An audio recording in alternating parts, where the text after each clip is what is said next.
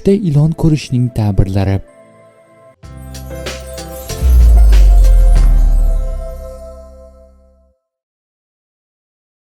Tushda ilon ko'rish dushman deb ta'bir qilinadi. Katta, uzun ilonni ko'rish qo'rquv, xavotirga ishoradir. Biror kishi tushida ko'rgan, ammo qo'rqmagan ajdarho u kishining davlati, qudrati hisoblanadi. Ilon badavlat kishiga ishoradir. Tushda ilonni uyga olib kirganini ko'rgan kishi dushmanlarning makriga uchraydi.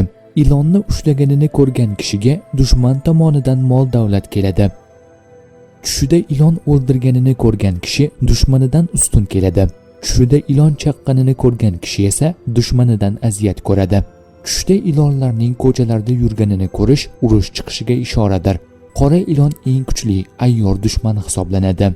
Ilon sel va boylikka ishoradir. Tushda biror uydan ilon chiqqanini ko'rilsa, u uy yiqiladi.